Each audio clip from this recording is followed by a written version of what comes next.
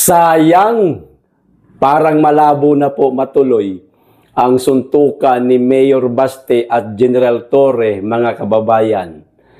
Dahil po sa hinihinging kondisyon nitong si Mayor Baste na magpa-hair follicle test muna lahat ng mga elected official. Siyempre, kasama po si Marcos para malaman natin kung gumagamit ba talaga ito ng polboron o hindi.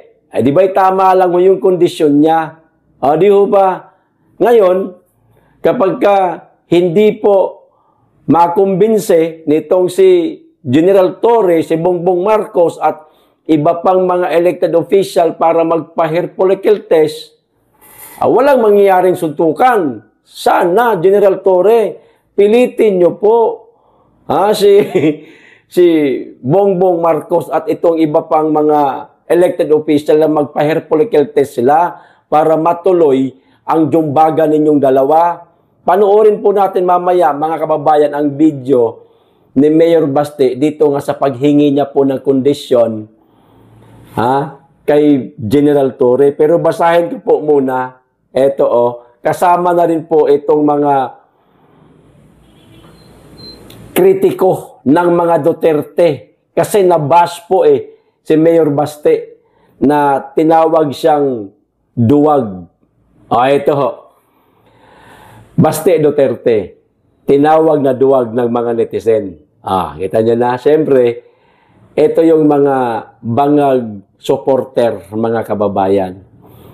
Agad pinutakte ng mga netizen si Davao City Acting Mayor Sebastian Baste Duterte matapos niyang maglatag ng kondisyon bago ituloy ang 12-round charity boxing match nila ni Philippine National Police PNP Chief General Nicolas Torre III. Ganda ng pangalan, tindin, tigas ng datingan, no? Pero nung nag-push up, nung nag-push up kanina, nakita niyo naman siguro sa video, ano? Nung nag-push up, parang yung tuhod lang yung tumatama. Lumalapat halo sa, sa flooring. Hindi man po bumababa hindi gumaganto ba? Siguro kaunti lang. Parang push up pang babae lang. Ito pa. Nitong Webes kasi, Hulyo 24 ay game na game ng sumabak sa suntukan nila si Torre. Game na daw dahil nagsimula na itong mag-training. Hiningal naman sa training. Napailing nga sa hingal Naghahabol ng hininga. Kulang na lang maglagay ng oxygen sa likod. Sinabi pa ni Torre na nakaset up na ang boxing ring nila sa Rizal Memorial Coliseum sa Maynila sa July 27. General Torre, kung nakaset up na pala yung ring na yan at nangihingi ng kondisyon sa'yo si Mayor Baste at hindi nyo ho maibigay, marami pong naghahamon sa inyo. Kumbaga, lang muna, proxy o sasaluhin nila yung laban ni Baste para sa'yo. Sila na lang muna. Marami pong naghahamon sa'yo. Lalong-lalo na po itong si Jay Guevara ng Banateros. Malaking mama yun sa'yo. Medyo malaki din ang katawan. Matangkad din yata sa'yo. Ngayon, kung nalalakihan ka po sa kanya, pandak po ako. Pandak po ako, General Torre. Mababa lang po ang height ko, pero pwede tayo rin. Ay, karangalan ko po na maka-sparring ko ang isang kilalang tao sa ating bansa, higit sa lahat, 4-star general, no? PNP chief ng pambansang pulisya ng Pilipinas. Ako na lang, no? Huwag na yung malalaking tao, lugi ka ron. Patpatin ka tayo, match-match lang tayo Di ba? So, ito pa, mga kababayan. Bilang tugon dito ay naglatag naman ng kondisyon si Duterte.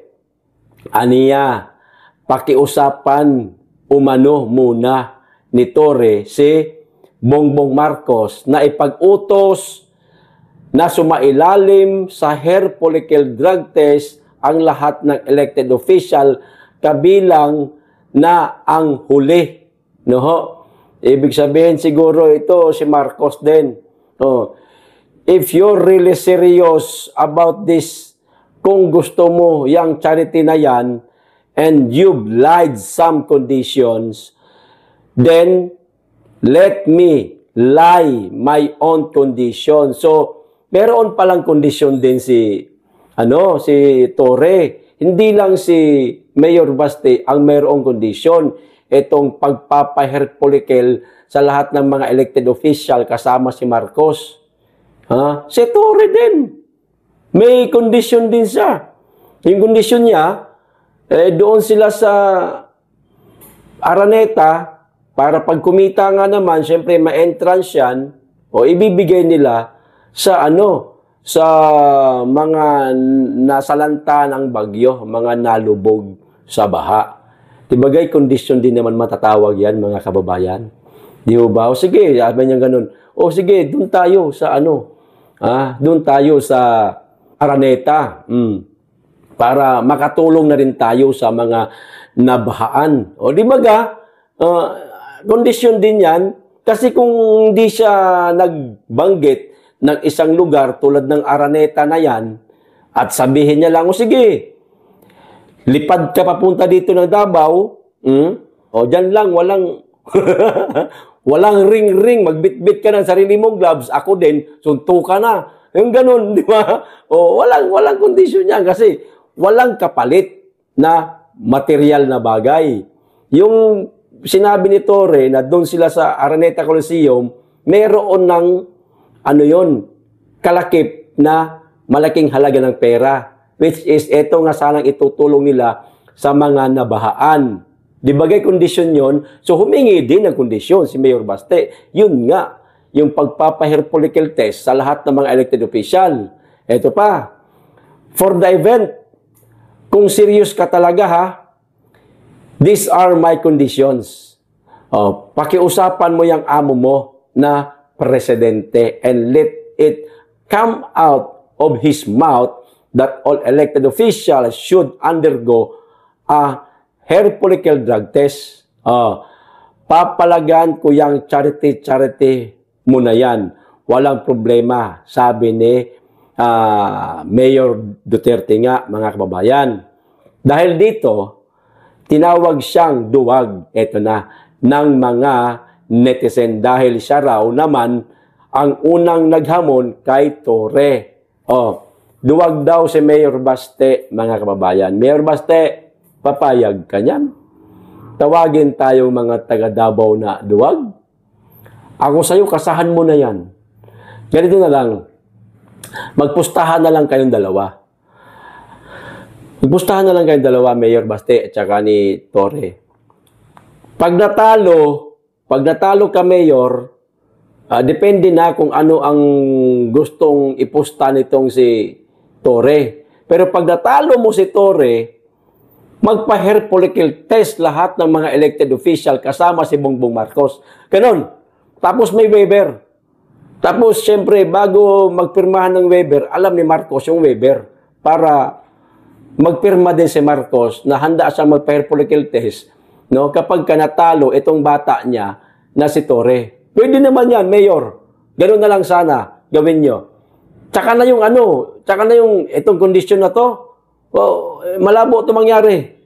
No? Pero, kung may waiver kayong pipirmahan, kakausapin ni Torre, bagay, parang parehas lang rin naman. No? Pero sana nga pumayag si Marcos.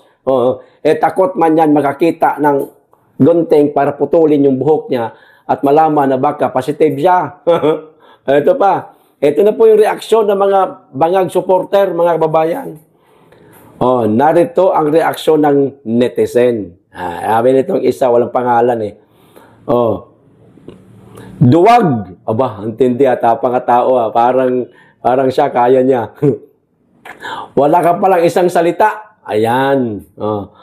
Torre versus Baste. Drawing. Walang pinagkaiba si Baste sa tatay niya. siya naghamon, tapos kapag pinalagan, may kondisyon. May kondisyon bigla. Walang pinagkaiba nung Carpio versus Duterte. No show sa gundi kahit siya naghamon. Ayan, ito pa isa. Duterte brand, all talk, no bite. Grabe, grabe ito mga bangag makaalipusta, makabash kay Mayor Baste. Samantalang kaming mga DDS, napakatagal na naming hinahamon yung presidente ninyo na magpa-hair follicle drug test siya pero hindi niya magawa-gawa. Sino duwag sa katotohanan? Yung humihingi ng kondisyon para matuloy ang suntukan o yung taong ibinoto ng 31 million kuno na yung mismong mga bumoto sa kanya humihingi ng hair follicle drug test pero hindi niya maibigay. Duwag din yun. Like father, like son talaga. May tawa pa. Pagkatapos maghamon, mababahag ang buntot. Puro sat-sat daw, mga kababayan. Kita nyo na? Ganyan po ang mga ang mga bangag vlogger kung kung makabenta sila ba, kumbaga sa Bisaya, ano ba tawag sa Tagalog niyan? Kung sila makapabor, ayan. Pag sila nakapabor, grabe yan mga asar din. Pero, ang totoo, tahimik sila, mga kababayan, pagdating sa tawag nito, hair follicle drug test sa Panginoon nila. Eto ho yung video, panoorin po natin, mga kababayan. Huwag ka mag-alala, Torre, kasi matagal ko na talaga gusto makabugbog ng unggoy. Kung gusto mo lang talaga ng suntukan, bakit kailangan mo pa ng charity? Why do you need kailangan mo pang gamitin yung nangyayari ngayon na baha dyan sa Metro Manila? If you're really serious about this, kung gusto mo yung charity na yan, and you've laid some conditions, then let me lay my own conditions for the event. Kung serious ka talaga, these are my conditions. Pakiusapan mo yung amo mo na presidente and let it come out of his mouth that all elected officials should undergo a hair follicle drug test. Papalagan ko yung charity mo na yan. Wala problema. If it will answer the issues nitong bansa natin, I can do that. General Torre, kausapin mo daw si Marcos, sir, para matuloy na yung suntukan nyo. At maraming may gustong manood at gustong makita kung paano po kayo lumaban sa itaas ng arena. Siyempre, PNP chief po kayo. No? Maaaring marami pong humahanga sa inyo ng mga taga-suporta ho ninyo. Karamihan dyan mga pulis din. No? Karamihan dyan mga sibilyan na humahanga dyan sa panunungkulan mo bilang PNP chief ng pambansang pulisya. Kausapin mo si Marcos. No? At maraming gustong pumusta, sir. Magkakapera tayo dyan, sir. Pupusta din ako kahit mga 10,000 lang. Malay mo, baka manalo ako, pero hindi ko sasabihin kung kanino ako pupusta, ha. Pwedeng kay Baste, pwedeng sa'yo. Pero bahala na kung makita ako yung kondisyon ng katawan. Kasi siyempre, mahirap man ngayon magsabi-sabi na, okay, kay Baste ako, tawag dito, kay Tory ako, ganun.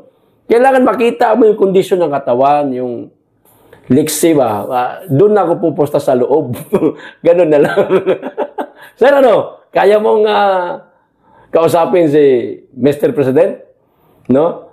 Para maibigay itong kondisyon ni Mayor Baste na matuloy na kayo. Sayang naman. Sana matuloy na. Mga kababayan, kalampagin natin si General Torre. No? Kalampagin natin. No? General Torre, kausapin mo si Mr. Marcos para matuloy na. Ganun lang mga kababayan. Malay natin baka mapilitan ba? Di ba? At kausapin niya si Marcos. At pumayag naman. Pumayag nga siya sa zero interest ang export product mula Amerika papasok sa atin. Yan pa kayang simpleng suntukan lang, di ba? Pumayag nga siya na 1% lang ibawas sa 20% na taripang ipapataw nila, papasok sa bansa nila, ang mga export product natin. Di ba?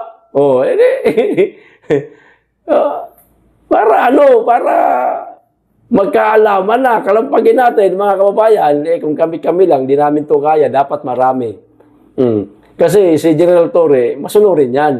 Oo, sumusunod nga sa amo niya sa atin pa kaya na tayo nagpapasweldo sa kanya?